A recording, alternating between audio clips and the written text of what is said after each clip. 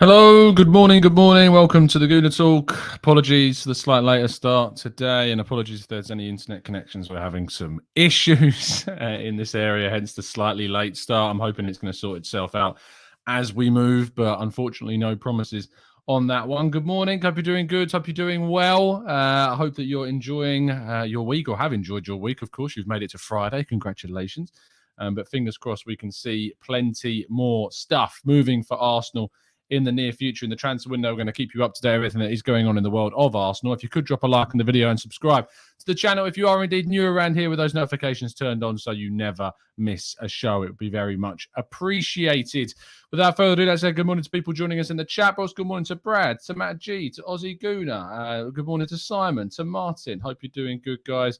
We got Paul, we got Peter, Assar, Brad, Carl, Rich, Kaiser, Terry. Good morning. Hope you're all good. Hope you are all well. Without further ado, though, let's crack on with today's stories, which should be a lot clearer on your screen than my face currently is right now.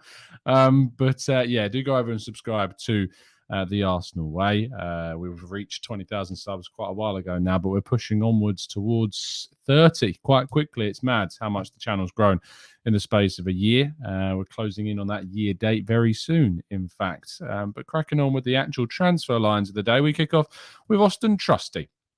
There is rumours that Auston Trusty will join Birmingham on loan for next season. This is yet something that I have had confirmed. I haven't had this confirmed yet at all, but just to let you know that there's been some rumours flying about that he will indeed join up with Birmingham next season for loan. We expected him to go on loan, although it was kind of expected he might go off to the continent. So seeing him go to the Championship is interesting. Meanwhile, Arsenal have absolutely no intention of selling Gabriel Magalhaes. The Juventus are certainly interested in the player, but they have no intention whatsoever of selling. Even for the £40 million price tag that's being reported and bandied about, Arsenal do not want to let go of Gabriel, and there are plans to begin negotiations over a brand new contract as well, which is very, very positive. Now, Nicolas Pepe's agent did change in trying to get him a new club this summer, and Sevilla were one of the clubs that we told you about a long time ago being interested. And as of yesterday, reports in Spain have also backed down, or rather just backed, up or down doesn't matter, but certainly just backed this situation. Sevilla interested in Pepe. However, both the price tag and the players' wage demands are a stumbling block in any potential deal, and they would need those to come down considerably in order to complete a transfer. That said, Pepe did go onto his Instagram or Snapchat. I didn't know Snapchat even existed anymore, to be honest. But he was on social media yesterday answering questions about kind of his future. Some fans were saying and asking questions, telling him to stay at Arsenal. Others were saying, we hope you can turn things around.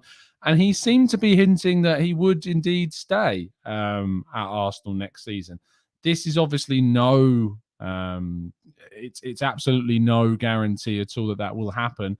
But look, if we're in a situation where we've got an abundance of attacking players in the team, who's to say that Pepe can't offer something to Arsenal next season? If he leaves, he leaves. If he stays, then we've got a player in Pepe's quality that can, of course, add something to the team next season. I've been critical of him. I think he needs to give more. But perhaps with the players like Vieira and Jesus added into the squad, maybe he becomes even more maybe he becomes better, maybe he gets more access, maybe he gets more creation that he needs in the team with these types of additions.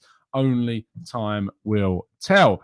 Then going to possible incomings, Matthias Svanberg is a name that I'm sure plenty of you have indeed heard of. The Swedish international has been linked with Arsenal all the way back in January. However, Wolfsburg are closing in on a potential deal for Svanberg. Arsenal have kind of looked toward other higher profile central midfielders. Svanberg was very much looked at as a potential kind of depth option for Arsenal.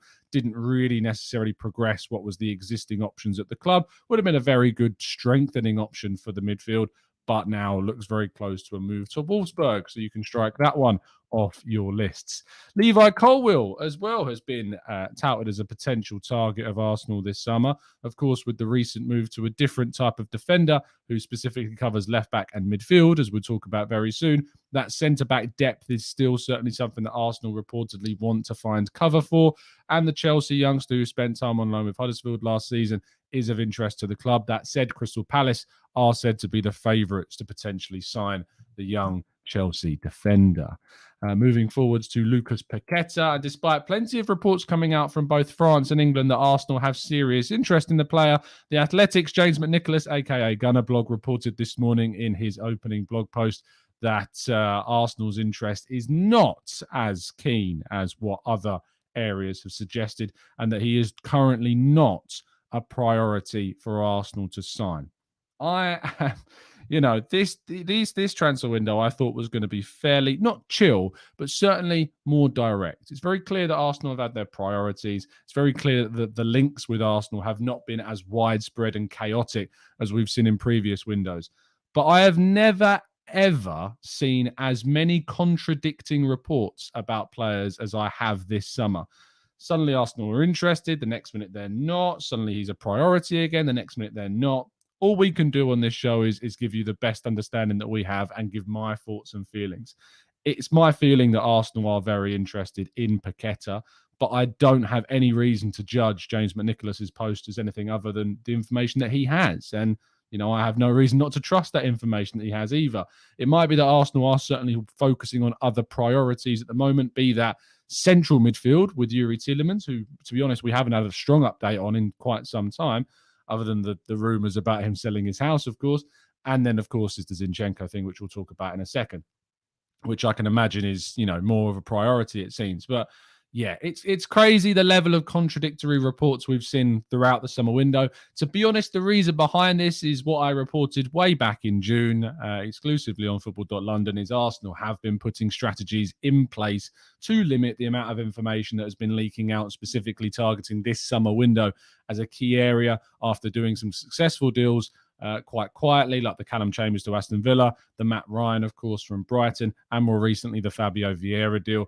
And I think the fact that Arsenal are keeping so much under wraps is indeed making this very difficult. And when you start seeing James McNicholas and Charles Watts reporting kind of conflicting stuff, Charles talking about yesterday how Arsenal prefer a move for Paqueta over Tielemans and, are prioritising that, whereas the Athletic going this morning that Arsenal aren't as keen. When you start seeing these very well-connected and well-informed people within the Arsenal community reporting slightly different info, I think that's probably a result of the fact that Arsenal are keeping so much under wraps, and sources of people, are maybe much less informed than they were, and there may be more guesswork going on than we've ever seen in previous windows. But it is all, as V-Dub says, hearsay until the deal is done. And hopefully we can start talking about more done deals at Arsenal very, very soon.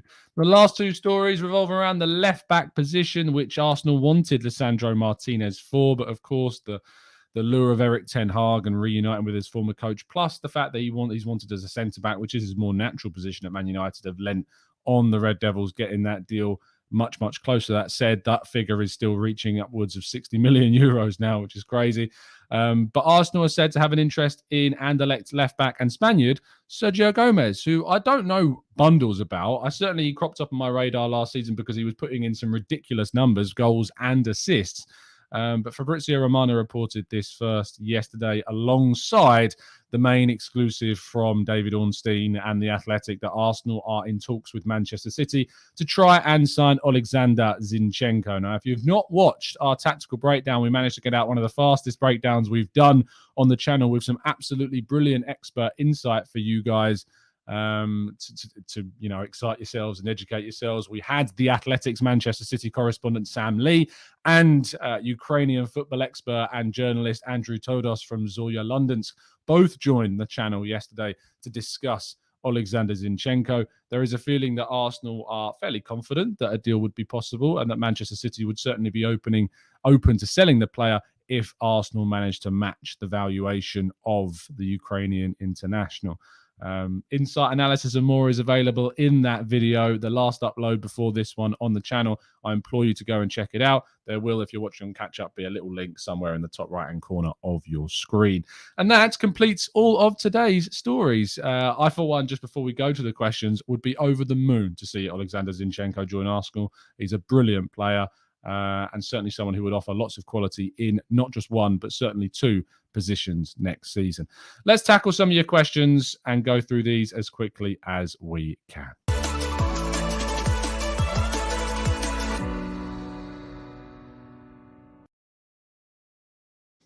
Okay, then, let's jump into the chat box and see what you're saying. Namdi says, any idea on the valuation of Zinchenko?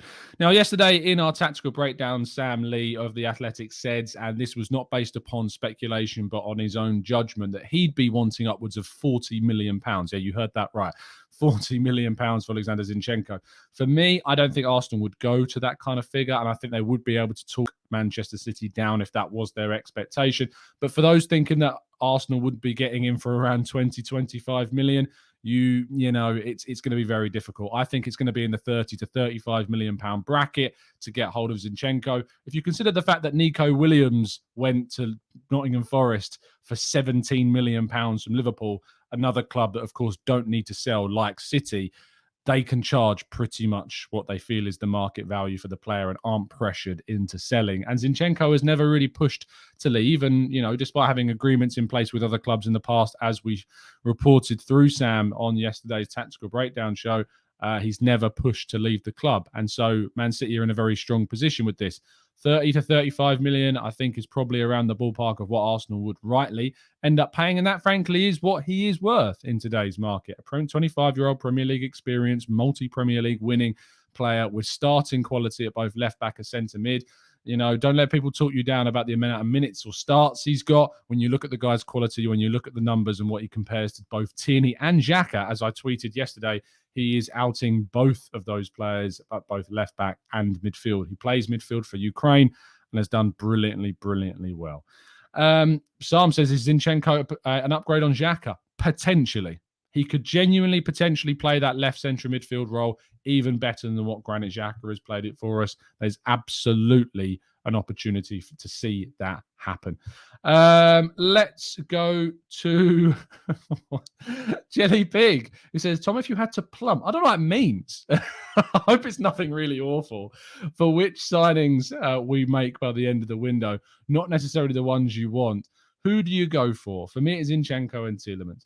If I had to guess, I think maybe is a better word, or try and predict, plump. That's hilarious, especially considering the name of the YouTuber is Jelly Pig. Either Zinchenko or Tielemans. You know, if it was a choice between anyone, Zinchenko and Paqueta, I would go for myself. I think that Paqueta is just on a different level to some of the players that we've got, and I think would offer so much quality. But if you said it was Zinchenko and Tielemans, I'd also be very happy with those two coming into the club this season as well. Let's go to Mac and Cheese, who says, if Arsenal signs Zinchenko and Tielemans and no one else this window, do you think it has been a success? I think that the window to be a success can only really be judged upon what happens during the season. It's quite uninformed and ill-informed to say the window has been a success if, of course, we sign plenty of players that we all wanted, but ultimately don't do anything during the season. I think it's going to take some time before we can make a real judgment. I think it's easier to know if a window has faltered than it is succeeded, because you can probably make some decent educated guesses on whether or not the window's been a failure by a lack of transfers, especially in key positions like central midfield for Arsenal, which is absolutely a priority. But I think that to know whether it's been a success or not, it's going to have to wait until partway through the season, at least, to know what's going to be happening. I love that. I love the plump questions that are coming in now. This isn't becoming a thing. We aren't doing this. I'm not having this. The Discord server is going to be crazy. Hi, Brie Ryan. Thank you so much, mate, for the donation. I really appreciate that. Thought I'd show myself after deleting my tweet about Zinchenko yesterday. I know exactly who this is. Thinking more about it, I think it'd be a great signing. Have a cold one on me, TC. Keep up the great work. Yeah, myself and Ryan had a little bit of a back and forth yesterday on Twitter about kind of the value valuation of Zinchenko. I think a lot of people have underestimated how much he would cost and underestimated his market value. I'll use Nico Williams as an example to show you kind of where the market's at with these types of players from other Premier League clubs. He is going to cost us, a significant amount of money if we want to bring him in. And I think he's worth that amount of money. I think Arsenal adding a Premier League quality player of that standard, that's won that amount, that's played in a really, really solid team. Also, something that's really frustrated me, I think, is I'm sure that you've seen critics of the Zinchenko move either on YouTube or on social media. But raise your hand in the chat box if you've seen people using the excuse, and it is an excuse for his numbers. The fact that he plays for Man City is the only reason why he gets the numbers he does. I'm sorry, but if you look at the amount of cutting floor examples of Manchester City, there are, your Jovetiches, your Wilfried Bonnies, your Eliquim Mangalas, your Fabian Delphs, players that just didn't work out at City despite huge transfer fees, even though he cost City a very small amount of money actually to come in. And they just didn't deliver. They did not, no matter the fact of what club they're playing for, they did not deliver. Oleksandr Zinchenko, when he comes into that team, delivers. You go and watch our tactical breakdown show from yesterday. You listen to Sam Lee from The Athletic, who is the Manchester City correspondent, talk about him. And when he has a bad performance, it is an exception to the rule. He is such a consistent performer for them, a very high performer for them, and has taken like duck to water in Pep's system and has absorbed so much information and understanding from his game like a sponge. So it's, don't let people tell you that it's because he plays for Man City why he delivers those numbers. He puts on those numbers, and you have to deliver those numbers, because if you don't, quite like so many players that Man City have bought big and still let go, you will just be left. You will just be left to go. I'm sorry, but it just doesn't work. Ali, thank you so much for the donation, mate. Love the stream like always. We have to be careful how we do our business. If we pay 35 million for Zinchenko, Leon might ask for more for Paqueta. It does seem from reports emanating from, reliable sources like Robin Berner, for instance, that they would be looking for 55 million pounds for Paqueta. So around 65 million euros. And I think that's probably a fair price considering the player that he is. We've also got a brand new member joining the chat box. It's Angela's. Thank you so much, mate, for joining up as a member. If you have indeed become a TGT expert member or a TGT ambassador, you will be able to join our Discord server. There is a new link in the community tab as of yesterday evening, so it should still be viable if you'd like to join our Discord server. And for anyone else that is a TGT expert member or ambassador, you should be able to see that link in the community tab on our YouTube homepage. Let's go to Rule, who says, as of now, Tottenham has a better window than us. Have you heard Conte made the whole team run the pitch length 42 times? Let's assess, shall we? Spurs have signed Richarlison, Basuma. Have they signed Clement Lenglet yet? I'm pretty sure they were going to get him on loan. Jed Spence, and is that it? Perisic. They're the signings they've made. Now, don't get me wrong, but they've qualified for the Champions League, right? Now, if Arsenal had qualified for the Champions League and signed those players, I would be unimpressed. Very unimpressed. In fact, if I'd have been in the conference, qualified for the Conference League, I think they could have done that business. I think they could have got in those players without too much of a problem. I think Spurs, with the business that they're doing, even though, people are looking at it as a fairly good window so far, I genuinely think they've wasted being in the Champions League with those signings. I think they've wasted the opportunity of what that should bring a club in terms of level of player. Arsenal signed Gabriel Jesus, who is a player that you think would want to be playing in the Champions League, but we've managed to convince him to come to Arsenal. We've gone to other players like Sandro Martinez, like Rafinha, and had we been in the Champions League, maybe we would have been more successful. Who knows? But I think we're also pushing for other players, and we're attempting to sign the likes of Zinchenko, the likes of Paqueta, who, if we'd have been in the Champions League, I think may have been simpler signings, but we're still pushing for players that you would say are of a level that would be playing in Champions League teams. And I really look at Spurs' window and think, I'm not sure I see it. I'm really not sure I see that. I know they've strengthened and I know they've improved their squad with the players that they have, but I would not be raving about that window. I really, really wouldn't be raving about the window that they have. And I will completely wait until the end of the summer before making a genuine comparison between our windows, because Arsenal still have clearly a lot of business left to do. Emmanuel Ojo joining or renewing your membership. Thank you, Ojo. As always, appreciate your humor as per in the chat box, and of course the Discord server as well. valued member indeed and long-time server of TGT. Let's go to Sojo Go So Slow, who says, do you think Xhaka would want to stay if we sign 2 new players in his position? He may not have a choice because he's under contract. Secondly, I think that he is still very much attached to Arsenal. I think he has that affection for the club, the attachment to the club. I think he would want to fight and, offer what he can, even if Arsenal are strengthening.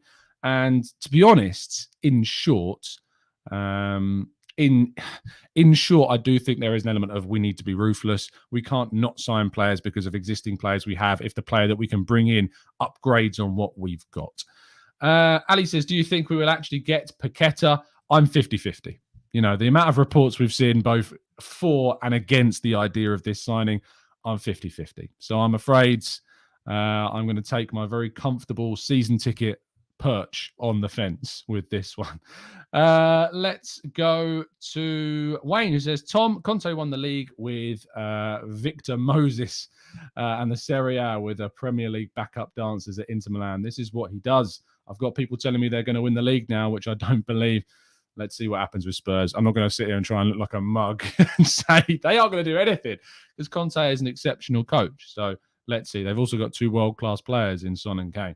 I hope that it fails catastrophically. It would be great, but I'm hoping and focusing on what Arsenal are going to do. Troy says, would you try and hijack the Frenkie de Jong instead of Tielemans or Paqueta? Look, if there was a chance of signing de Jong over Tielemans, I absolutely would. But he doesn't want to go to Man United. It seems like he's desperate to stay at Barcelona. There were reports coming out from Sport in Spain that he just doesn't want to join Man United, which I find hilarious. And I don't know why Man United would really push this hard for a player that doesn't necessarily want to sign, for them at all. If a player was that intent on not coming to Arsenal, I'm not sure I would want to really push and spend the amount of money that is being talked about for Frenkie de Jong. So I'm just not sure. That's a smart move for Man United to make. Mike always knows that the only way I'm going to read out his comment is if he leaves a super chat. There's a bed in Baltimore for you, mate. Thanks, mate. I appreciate that. Keep it free. I'll be there. I don't know. I really shouldn't wink at Mike. It's too suggestive. Olu says, hey, Tom, if we sign Zinchenko, should he be the first choice left back and Tierney be the competition? I think there is a opportunity for both to fight for that place. I think they're equally as competitive for that position. I don't think one is a standout over the other. I think that Zinchenko would be criminally underrated if you think he couldn't compete with Tierney for a left back role. He is good enough to absolutely start for Arsenal, but so is Tierney. So we'll wait and see. Manu says, isn't this illegal what Barca are doing, forcing out an employee? I don't know. I don't know with Barcelona anymore. I don't know how to judge that club. Honestly, the things that they do, I really, really worry what on earth it means for the state of football. Let's go to Zaid, who says, out of the Spurs, which of the 5 are only 2 are good? Spence and not even proven and risky. Richarlison is a bench striker at 60 million. Longley is one of the worst defenders, is on the bench. Forster is also over. I forgot Forster as well. Sam says, vote to get Tom out of work into the Emirates Cup. I'm pretty sure I'm working the Emirates Cup game. I'm sorry, but I'm pretty sure I'm working that game from home. That's the best of my understanding at the moment. So I'm probably not going to be there. I'm also away for the first game of the season because I'm on my stag do. So yeah, I might manage to catch the second half. And there will be a show on the morning of that day on the Friday, but then I do travel wherever I'm going. I know absolutely nothing of what's happening to me, which I'm insanely worried about. I have said the idea of a Spurs shirt being involved is completely off the table. Absolutely no chance that a Spurs shirt is touching my skin. Just not happening. Just refuse. Outright refuse. Lynn says, but do you think, Tom, to get Zinchenko, he needs to be playing at the position that he wants? I think he's open to playing both midfield and left back. I think he gets more minutes at Arsenal. I think he can start in midfield for Arsenal. I think he's of that level. If you watch him for Ukraine, you see a player that is of genuine top-class quality in both left back and in midfield. It's just worth going and watching the guy. There's been so many judgments made about Zinchenko with barely any watch time for him. It's mad, the misconceptions that have been banded about across social media in the last 12 hours about the player. He's certainly good enough to play in midfield and left back for Arsenal indeed. Let's go to, it's Angelus, who's one of our new members, so I should answer his question. Said, let's dream for a second.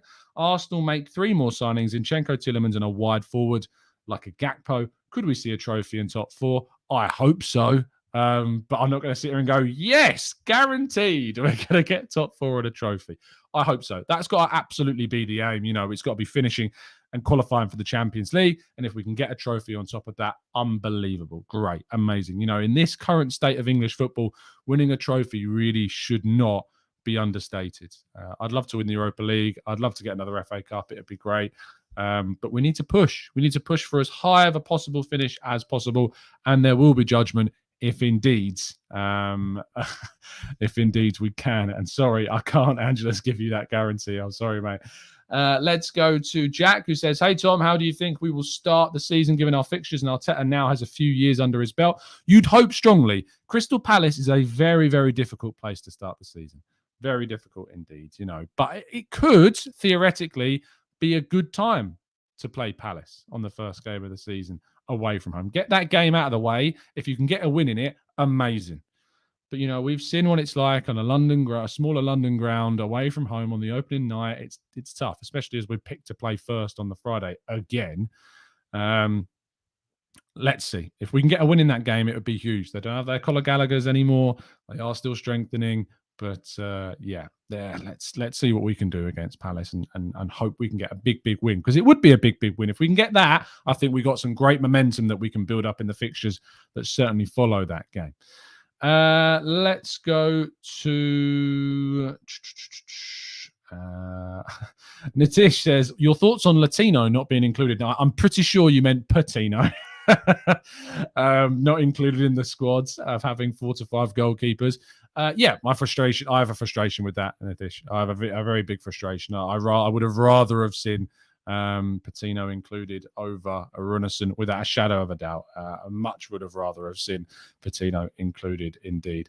Peter says, is there any other Man City players we should look at for a reasonable price and put in a cheeky bid for? I would have absolutely taken Raheem Sterling. If we'd have been able to go and get Raheem Sterling, I would have been all over that. But, the Athletic said that Arsenal and Spurs' lack of Champions League football meant that they really probably didn't have a hope this summer of getting hold of him, which is a shame. Had we have qualified for the Champions League, perhaps Sterling and Jesus could have been 2 players that we would have brought in the summer, which would have been very, very good additions indeed. Sam says, do you think if we sign Zinchenko, it would negatively affect the Paqueta deal? No, I think it would have more of an impact on the Tielemans deal, if anything, because I think that Zinchenko and Tielemans would play more of a similar midfield role to one another. So I think it would affect that more than the others. King says, Tom, do you think Balogun will go out on loan in the summer or in January? I think he would probably go out on loan in the summer unless we don't sign a more of an attacking player between now and the end of the window. Perhaps that would cause us to keep hold of him just in case we need that additional option for the coming season.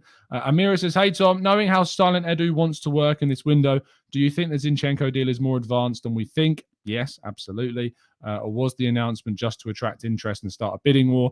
Look, Arsenal won't be happy that this is obviously coming out. They want to try and keep as much under wraps as feasibly possible. But I do think the fact that we know that it's being kept, and as much as being kept under wraps as possible, it does mean that this deal is further down the line than just, say, the opening of talks between the clubs. I certainly think they would have got a good feeling from the player, and hopefully a bid will be imminent, and we'll learn about that very, very soon indeed.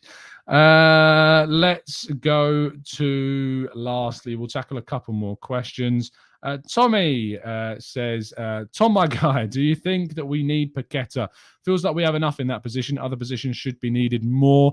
Obviously, I want to see us attack all of the areas of need that we have. But if you can sign some of the quality of Paqueta, you absolutely should go and do it. If you've got the money, he can play at second striker, centre forward, in a false 9. He can play arguably in a wider area, has done for Milan and Brazil, can play on the 8 left-hand side row if you wanted him to, has played there for Brazil.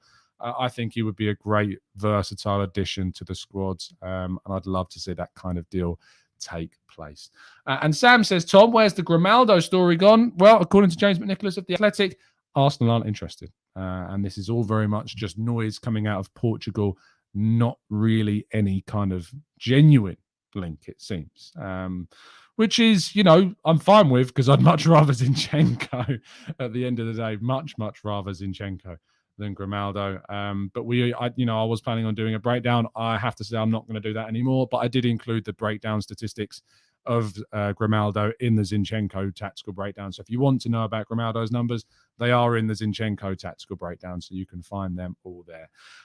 Apparently, Fabrizio Romano just tweeted, which tends to happen during these shows, something breaks live. Manchester City are still targeting Marco Correa. No changes. Talks will enter into important stages in the case of Zinchenko joins Arsenal. City are open to let Zinchenko leave. Arsenal are working on the Zinchenko deal. Sergio Gomez is a backup option. So there you go. Not really any new information, but more information. Thank you so much for tuning in. Really appreciate your time as always. Do drop a like on the video if you could. It would be really appreciated. We're trying to hit 1,000 likes on as many videos as we feasibly can. It would be amazing if we can continue that trend. I did also leave a poll in the chat, which I haven't forgotten about, just asking the simple question, does the signing of Zinchenko upgrade Arsenal? And 92% of you have said yes. We've actually managed to nearly get over 1,000 votes on that poll. So if you've not voted, definitely leave a vote and then click the like button. 2 clicks and you've really smashed and help out the channel. If you want to make 3 clicks, subscribe as well if you haven't done so already. And if you want to support the channel just like our brand new members have today, you can do so by becoming a member and getting access to exclusive stuff. I'm hopefully going to be doing a podcast with the members in the next week or so. Just need to work out the best time that's going to be feasibly possible. But thank you so much, guys, for tuning in. It's been a genuine pleasure, as always. I will see you live on the Arsenal Way in just under an hour and a half's time. But other than that, I'll see you again very, very soon. And as always, up the Arsenal.